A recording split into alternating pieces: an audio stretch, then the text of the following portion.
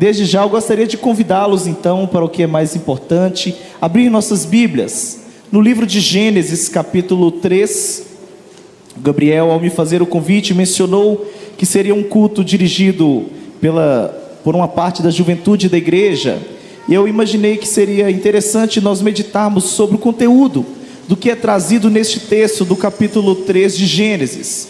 Particularmente é um dos capítulos que eu mais gosto da palavra de Deus, e acredito eu que ele é muito propício não só para os jovens, mas para toda a igreja.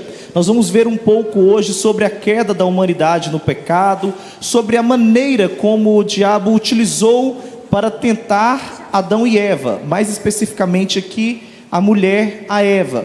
E nós vamos meditar um pouco sobre a maneira astuta como ele assim o fez, porque é importante nós aprendermos sobre a maneira em que originou a tentação, porque é exatamente dessa mesma maneira que tem seguido até nos dias de hoje. Se nós cremos e sabemos que estamos numa batalha espiritual, o nosso adversário não é como nós, como diz o apóstolo Paulo, ele não é homem, ele é espírito. Nós precisamos entender a maneira como ele age e como ele tem agido, para que assim nós não caiamos mais nas suas ciladas, que ele tem trazido sobre nós dia após dia. Então gostaria de convidá-los então, Gênesis capítulo 3, eu vou ler do versículo 1 ao versículo 5.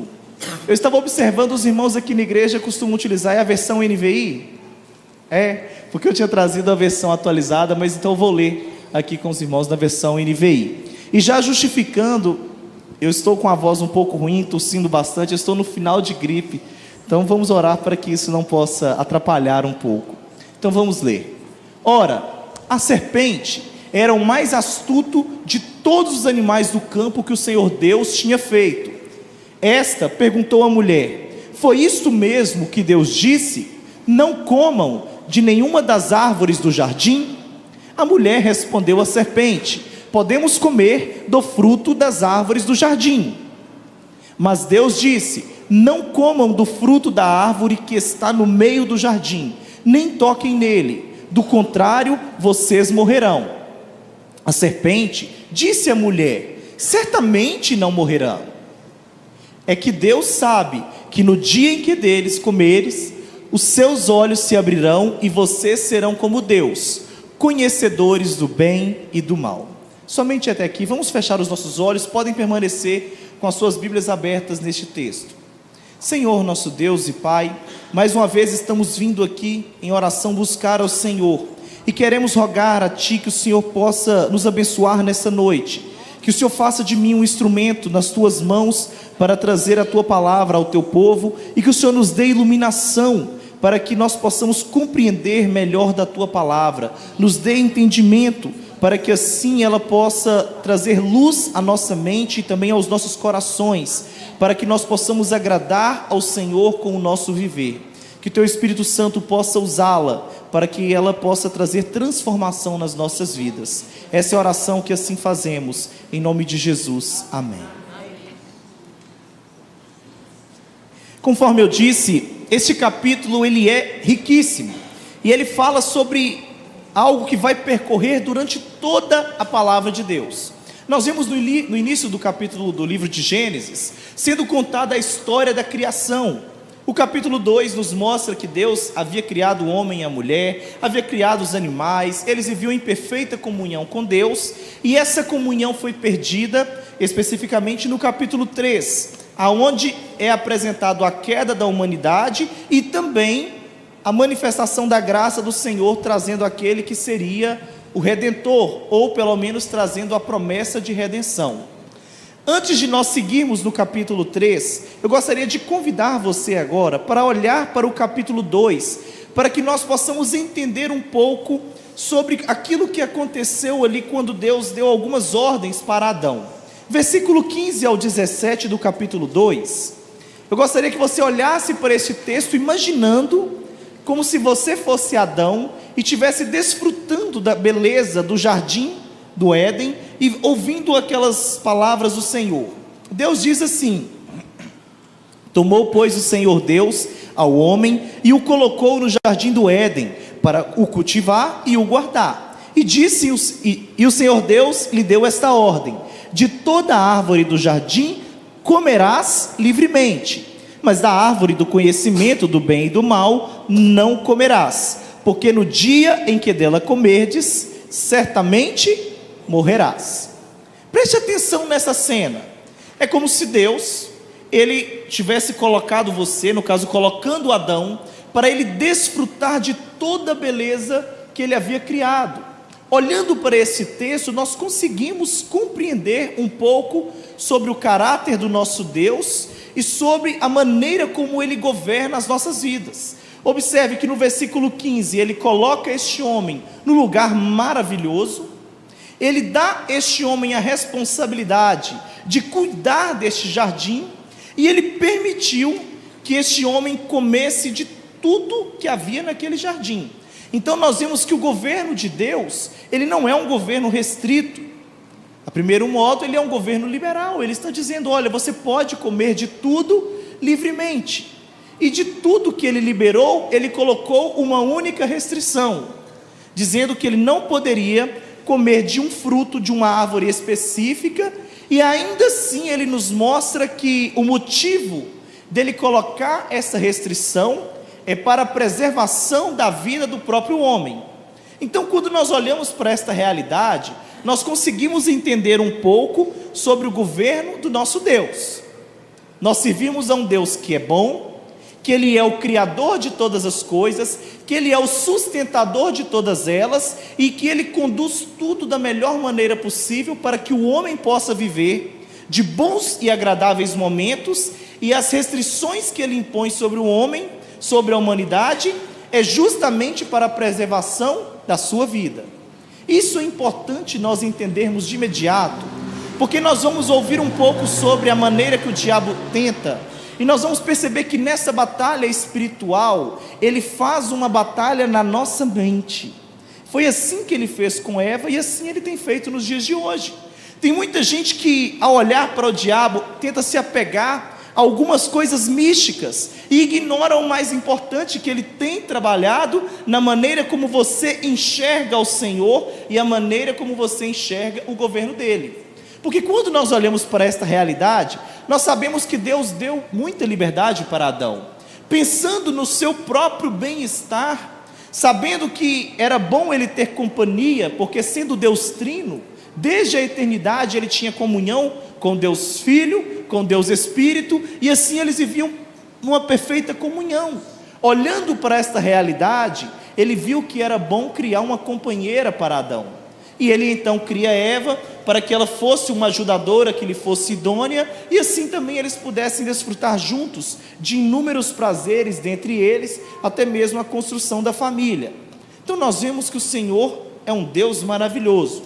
Quando nós vamos para o versículo 25 do capítulo 2, você observa um pouco como que o homem era puro. Aparentemente aqui ele ainda não havia sido manchado pelo pecado, e nós vemos uma característica muito clara dessa pureza no versículo 25, diz assim: ora, um e outro, o homem e a sua mulher, estavam nus e não se envergonhavam. Olhamos para esse versículo e vemos a pureza deles. Eles não tinham do que se envergonhar, eles viviam nus e eles não tinham problema algum com isso. Isso prova um pouco essa pureza. Em contraste a ela, nós vemos o nosso adversário sendo prefigurado aqui na figura da serpente. Tudo aquilo que o texto vai dizer aqui, mostrando como serpente, nós podemos atribuir a Satanás. Não sei dizer se foi a forma que Satanás agiu, se é só uma ilustração no sentido da sua figura. O que sabemos é que a Bíblia nos mostra que a serpente aqui, ela falou. Creio eu que Deus, sendo todo poderoso, Ele tem poder suficiente para fazer uma serpente falar, e aqui ela está ilustrando, ela está sendo um instrumento de Satanás, ou até mesmo uma prefiguração do próprio. E nós vemos um contraste enorme entre ela e a humanidade, porque ali há um diálogo. Alguns acreditam que é quase como um debate teológico. De um lado nós temos a humanidade, a princípio pura, sem pecado, vivendo em completa nudez, sem ter do que se envergonhar. E o seu adversário, diz assim o texto, mais sagaz que todos os animais selváticos que o Senhor Deus tinha feito. E ele disse à mulher. Então ali, a serpente ou o diabo, que no Antigo Testamento é chamado de Satanás, que é o mesmo que acusador ou perseguidor, ele era malévolo, sagaz, e ele usou da sua sagacidade, usando através da fala, da retórica, do debate, para modificar a maneira que a mulher enxergava a Deus. Porque preste atenção comigo, Adão e Eva viviam em perfeita e completa comunhão com Deus. Sendo servos de Deus, nós sabemos que Deus, Ele nunca nos dá motivo e nunca nos dará motivo para nos voltar contra Ele. Ele sempre havia sido bondoso, provocado a eles viver de uma maneira muito prazerosa e não tendo tantas restrições. Como que essa mulher abriu mão de toda essa comunhão? Como que esse casal abriu mão de toda essa comunhão com Deus para se virar contra Ele e buscar no pecado a sua satisfação? Aconteceu que eles foram manipulados. Satanás, ele usou da sua sagacidade para trabalhar na sua cosmovisão, a maneira como eles enxergavam o mundo, a maneira como eles enxergavam o próprio Deus. E observe como ele começa a fazer isso desde o versículo 1. Ele chega para a mulher, ele sendo sagaz, sendo astuto, ele chega até ela. Vai estar projetado aqui para mim, para eu seguir a NVI? Melhor, obrigado. Que eu estarei seguindo a mesma versão de vocês. Ele faz uma pergunta para a mulher. E observe que essa pergunta, ela não é uma mentira completa, mas ele está modificando sutilmente a fala de Deus. Ele chega para a mulher, agora aquela mesma visão que eu mandei vocês tentarem fazer na sua mente, com Deus virando para Adão, mostrando todo o jardim, dizendo que ele poderia desfrutar dele livremente, com uma única restrição para a preservação da sua própria vida. Agora imagine Satanás virando para a mulher, mandando ela olhar para todo o jardim, e olha como ele, modificando sutilmente a fala de Deus, ele muda todo o sentido. Ele vira para a mulher e diz assim: é assim que Deus disse, não comereis de toda árvore do jardim? Ele olha e fala assim: olha, essa versão aí foi atualizada, não foi? Colocou? Isso, diz assim: não comereis de toda árvore do jardim. O que o texto quer dizer, e na versão NVI diz isso mais claramente, mostra assim: Deus colocou você aqui para não poder desfrutar de nada deste lugar tão belo que você está vivendo. A pergunta dele está querendo mudar a maneira como eles enxergavam a Deus. Falou assim: olha, você está percebendo quem é o Deus que você serve? Ele te colocou num lugar muito belo e colocou sobre você algum fardo muito pesado, com inúmeras restrições. Ele te colocou aqui para você não desfrutar de tudo isso que Ele mesmo criou, e assim Ele vai modificando um pouco a maneira dela enxergar a Deus, porque isso fica muito claro quando nós olhamos para o versículo 2 e 3, porque a resposta de Eva deveria ser uma resposta apologética, em defesa ao Deus a quem ela servia e a quem ela relacionava. Acredito eu que a resposta mais devida deveria ser: não, você está completamente equivocado. Deus, Ele deixou nós vivermos aqui de maneira muito livre, e a única restrição que Ele colocou é que nós não podemos comer daquela árvore, porque senão no dia que dela comerdes, nós iríamos morrer. Mas a resposta dela não foi dessa maneira. Observe que ela já estava balanceada nessa manipulação da serpente. Ela diz assim: do fruto das árvores do jardim podemos comer. Versículo 3: mas do fruto da árvore que está no meio do jardim, disse Deus: dele não comereis, nem tocarei nele, para que não morrais. Observe que a resposta de Eva, ela já está modificada da maneira como ela enxergava Deus. Porque quando você olha para o capítulo 2 de Gênesis, versículo 15 ao 17, em nenhum momento Deus havia dito que eles não poderiam tocar na árvore do conhecimento do bem e do mal. Havia dito que eles poderiam comer de todos os frutos de todas as árvores, mas dessa específica eles não poderiam comer. Agora a resposta dessa mulher, já tendo a sua visão um pouco distorcida, ela começa a acrescentar ordenanças que o próprio Deus nunca colocou. Falou assim: não, nós podemos comer, mas daquela ali, ele disse que nós não podemos nem tocar. Meus irmãos, percebam o quanto isso é perigoso e o quanto isso é real. Olha como Satanás, de fato, ele é sagaz. Se ele tivesse chegado de imediato, ofendendo o caráter de Deus, a santidade de Deus, chamando Deus de mentiroso, essa mulher não ia dar espaço para ele, ela nem iria ouvir as suas propostas sedutoras. Mas, primeiramente, ele chegou manipulando a maneira como ele enxergava Deus. Quando ele percebeu que ele achou um pouco de espaço no seu coração, agora, no versículo 4 e 5, ele, de maneira direta, chama Deus de mentiroso, porque Deus havia dito que no dia que deles comerdes daquele fruto daquela árvore, eles iriam morrer. Agora a serpente diz: é certo que não morrereis. Ou seja, o Deus que você serve, além de ser um Deus rigoroso, que está te impedindo de desfrutar dos prazeres deste mundo, de ser feliz, ele é um Deus que está dizendo mentira, porque ele não quer que você cresça, ele não quer que você se torne semelhante a ele, porque ele sabe que do dia em que dele comerdes, se vos abrirão os olhos, e como Deus, sereis conhecedores do bem e do mal. Você consegue entender essa batalha? A maneira como ele tem trabalhado na mente? Primeiro, de maneira sutil, ele vai modificando a fala de Deus, as suas ordenanças, ele ganha a atenção dessa mulher, ganha um pouco do seu coração, e agora ele ofende a integridade e o caráter de Deus, dizendo que as consequências do pecado não são tão duras quanto parecem. Assim se torna atraente o pecado.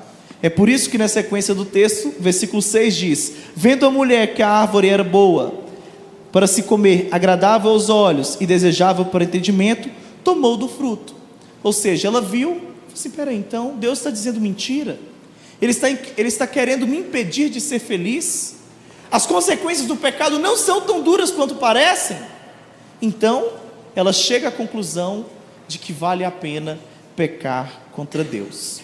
Observe que Satanás, ele já havia colocado Eva em questionamento ao governo de Deus, mudando a maneira dela enxergar o seu governo. Observe que neste texto há uma completa inversão de papéis, porque a ordem de Deus, ela é reduzida a questionamento sobre ele. Será que Deus realmente é santo? Será que ele sabe o que é certo? Será que Deus é bom de verdade? Ele quer mesmo o melhor para mim? Você tem percebido que é dessa maneira que o diabo tem agido até os dias de hoje? O Senhor tem trazido a sua lei de maneira perfeita, a sua vontade que é boa, perfeita e agradável, e muitas pessoas têm questionado se a vontade de Deus realmente é boa assim, porque na hora de tomar decisões, não tem tomado decisões segundo a vontade de Deus, mas segundo aquilo que você entende que é o melhor para a sua vida. A palavra de Deus diz que nós não temos comunhão à luz com as trevas. Logo, não faz sentido nenhum eu, como servo de Deus, querer me casar, querer me relacionar com uma não serva de Deus. Mas aí, nessa manipulação, nessa distorção da visão a respeito do governo de Deus, o jovem, o adolescente, a pessoa chega à conclusão e fala assim: mas será que Deus realmente sabe o que é melhor para mim? Porque na igreja não parece ter pessoas tão boas assim. Na verdade, quantas vezes eu já ouvi isso, sendo pastor de jovens, adolescentes, quantos já chegaram falando: ah, pastor, rapaz, é tão bom, nossa, trabalhador, de família, nossa, bacana demais, só tem um problema: ele não é servo de Deus. Aí a pessoa quer agora seguir num namoro missionário, que nunca foi colocado na palavra de Deus isso. Mas essa pessoa, ela está ignorando qual é a vontade de Deus, qual é o seu prazer, porque ela agora já se tornou detentora daquilo que ela entende do que é melhor para a sua própria vida.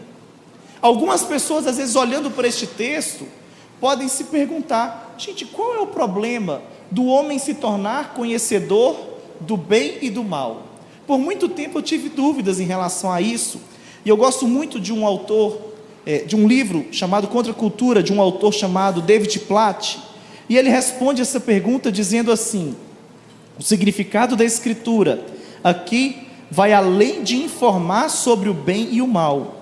Ele diz respeito a determinar o bem e o mal.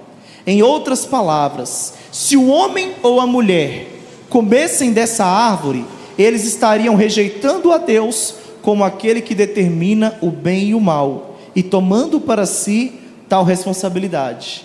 Ou seja, a tentação do jardim era rebelar-se contra a autoridade de Deus, e nesse processo, fazer dos seres humanos juízes da moralidade. A proposta aqui, que a serpente faz, que o diabo faz, é: olha, você se tornará conhecedora do bem e do mal, é exatamente essa. Agora, você sendo conhecedor, você vai ser guiado por sua própria vontade. Você sabe o que é bom e o que é mal. Você não precisa ter a sua vida norteada pela vontade de Deus, porque na verdade, você se colocou como juiz e colocou ele no banco dos réus. A partir de agora você vai começar a questionar tudo aquilo que você entende de ruim que acontece na sua vida.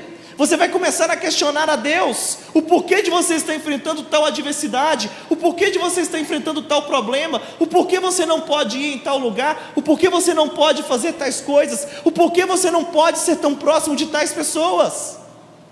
Agora você se colocou como dono da sua vida, como juiz da sua vida, e o Senhor soberano, que tem um governo maravilhoso, perfeito e belo, agora é colocado literalmente no banco dos réus, sendo questionado em cada uma das suas atitudes, das suas decisões e do seu governo eterno. Quando eu olho para esse texto, eu percebo claramente que é dessa maneira que o diabo continua agindo nos dias de hoje.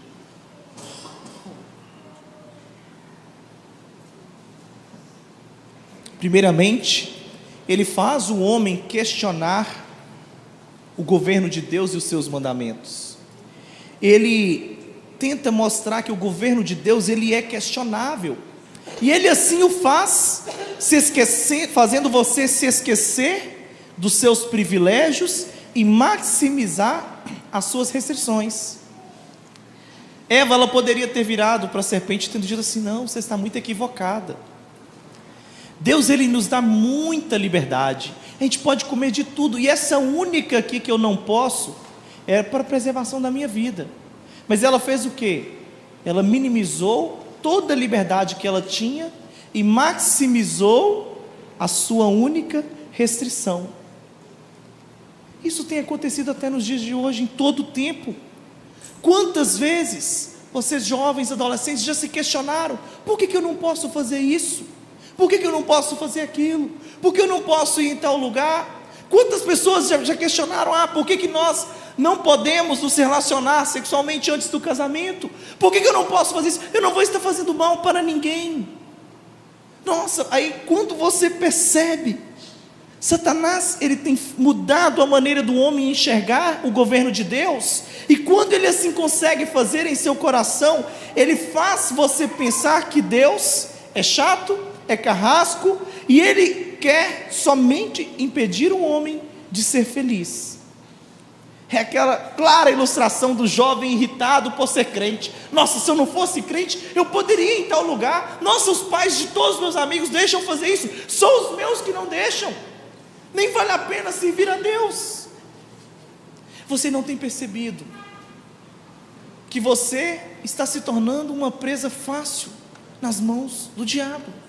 Ele tem manipulado a maneira de você enxergar o governo de Deus. Meus irmãos, vamos olhar para a palavra de Deus. Vamos olhar para os 10 mandamentos. Lá é dito que nós não podemos falar mentira. Eu te pergunto, isso é um fardo? Quantos relacionamentos não foram desfeitos por causa de mentiras? Quantas pessoas deixaram de se relacionar com amigos tão próximos porque se sentiram traídas por conta de uma mentira? Quantas famílias não foram desfeitas por conta do adultério? Quantas pessoas entraram em prejuízo por causa de negociações ilícitas, quando foram trapaceadas, quando alguma pessoa furtou aquilo que era seu? Quando eu olho para a lei de Deus, quando eu olho para os mandamentos de Deus, eu vejo que é um Deus maravilhoso, um Deus que governa tudo de maneira perfeita, e com as leis e impedimentos que Ele coloca sobre nós, está mostrando a sua grandeza, a sua glória, a sua imanência, aonde Ele se relaciona conosco em todo o tempo e quer o melhor para nós.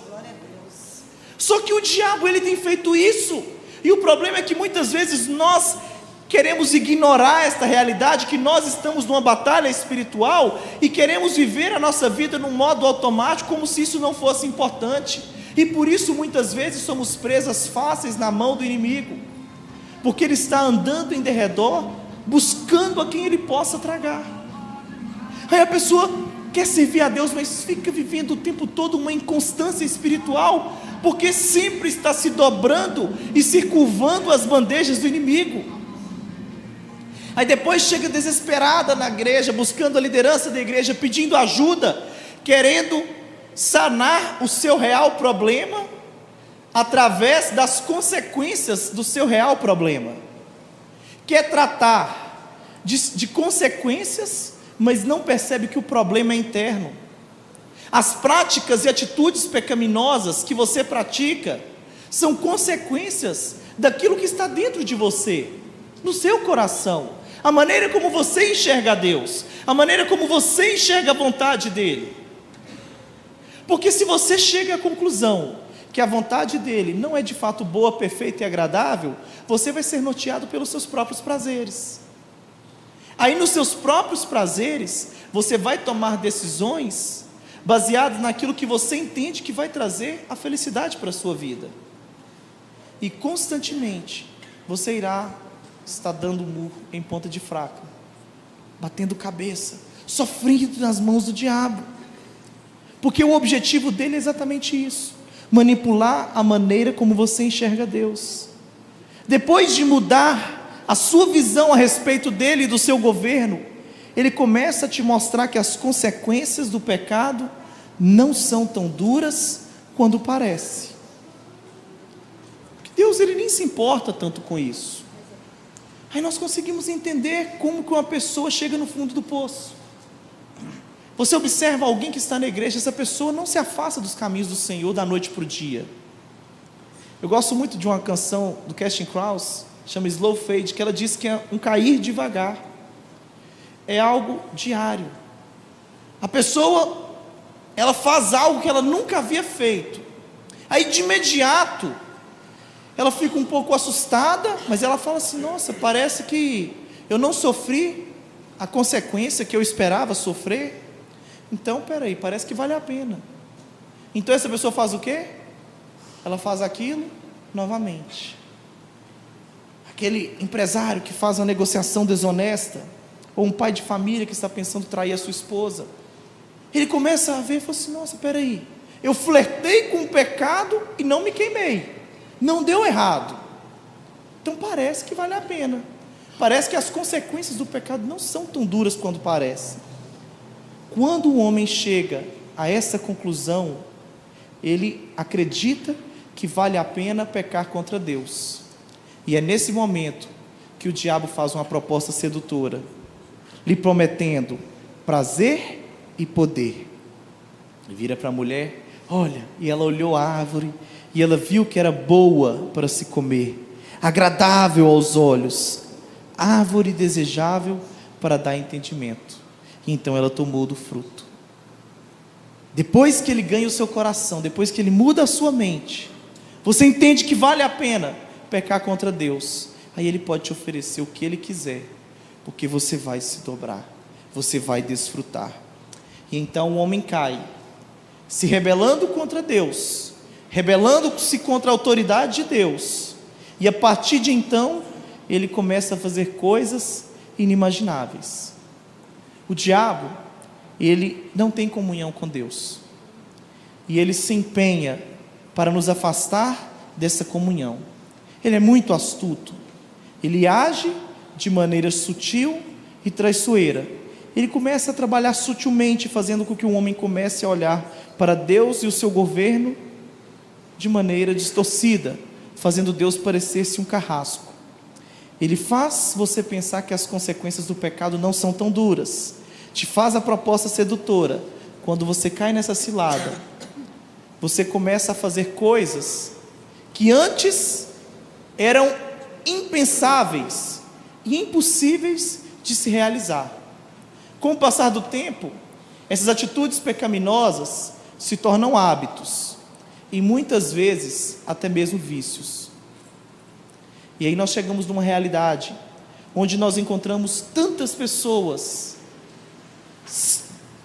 viciadas, dobradas aos prazeres da carne, às vezes até mesmo com desejo sincero de servir ao Senhor, mas estão completamente chamuscadas na lama do pecado.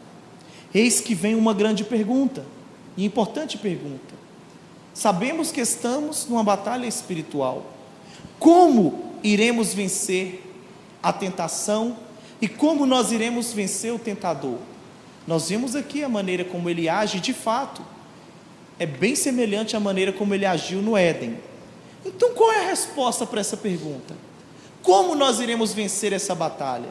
Eu te convido aí ao versículo 15 do capítulo 3, essa resposta eu direi em duas etapas, mostrando dois textos. A primeira é que na sequência do texto, na queda no Éden, o Senhor começou a trazer castigos para Adão, para Eva e também para o diabo, e aqui tem aquilo que nós chamamos de proto-evangelho. É o primeiro evangelho, é a primeira profecia de redenção. Ela foi lá mesmo no Éden. Ele vira para a serpente e diz: porém inimizade entre ti e a mulher, entre a tua descendência e o seu descendente, este te ferirá a cabeça e lhe ferirás o calcanhar. Em outras versões diz que esse irá esmagar a cabeça da serpente. A resposta é: a única maneira de vencer o pecado, de vencer o tentador, é em Cristo Jesus. No próprio Éden, o Senhor manifestou a sua graça, dizendo assim: eu vou trazer do ventre da mulher aquele que vai trazer a redenção, aquele que vai esmagar a cabeça da serpente, terá o seu calcanhar ferido. De fato, Jesus morreu na cruz do Calvário, mas ele ressuscitou e ele esmagou a cabeça da serpente. O que nós encontramos nessa verdade é que nada do que você faça ou do que eu faça vai nos trazer a vitória. Nós não temos capacidade para vencer essa batalha. É somente em Cristo Jesus. Se você se sente aprisionado pelo pecado, todo manchado, sujo, eu te convido a olhar para Cristo, a entregar a sua vida a Jesus, a se arrepender dos seus pecados, porque é somente Ele. Na verdade, é Ele que venceu a batalha. Somente nele você encontra a redenção, somente nele você encontra a salvação. O Senhor, Deus sendo maravilhoso em seu governo, Ele trouxe a salvação através do seu Filho, porque homem nenhum seria capaz de vencer este tentador. Porém, você pode estar chegando a um pensamento assim: mas eu sou servo de Deus, mas ainda assim eu me encontro muitas vezes sendo tentado pelo diabo, e muitas vezes, sendo servo de Deus, eu não tenho conseguido vencer essas batalhas. Tem hora que eu me pareço muito com o apóstolo Paulo na carta de Romanos capítulo 7, eu quero fazer o bem, mas quando eu percebo, eu pratico o mal. O bem que eu quero, esse eu não faço, o mal que eu odeio é esse que eu pratico. Como eu faço nessa situação? A resposta é: olhando para aquele que venceu o tentador.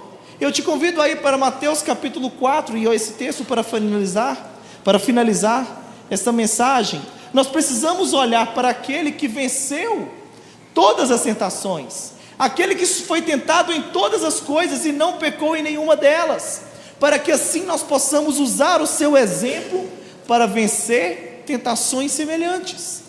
O Evangelho de Mateus capítulo 4 nos mostra que Jesus, ele foi levado pelo Espírito Santo ao deserto para ser tentado pelo diabo. Depois de 40 dias que ele estava sem comer, o diabo chega até ele, e no versículo 3, ele faz a primeira de 3 tentações, e ele diz assim: se és filho de Deus, manda que essas pedras se transformem em pães. Jesus, porém, respondeu, preste atenção nas respostas de Jesus: está escrito, não só de pão viverá o homem, mas de toda palavra que procede da boca de Deus. Segunda tentação agora, versículo 5: então o diabo levou a cidade santa e colocou sobre o pináculo do templo, e lhes disse: se és filho de Deus, atira-te abaixo, porque está escrito, aos seus anjos ordenará a teu respeito que te guardem, e eles te susterão nas mãos para não tropeçares em alguma pedra. Resposta de Jesus à segunda tentação: também está escrito, não tentarás o Senhor teu Deus. Terceira tentação: levou ainda o diabo a um monte muito alto, mostrou-lhe todos os reinos do mundo e a glória deles, e lhes disse: tudo isso te darei, se prostrado me adorares. Olha a terceira resposta de Jesus: retira-te, Satanás, porque está escrito, ao Senhor teu Deus adorarás, e só a Ele darás culto. Com isso o deixou o diabo, e eis que vieram anjos e o serviram. Sabe o que eu acho magnífico nas respostas de Jesus?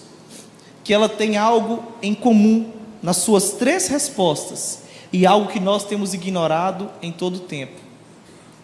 Em todas as tentações que o diabo fez, Jesus respondeu com algo semelhante. O que ele fez? Está escrito. Ele usou do quê?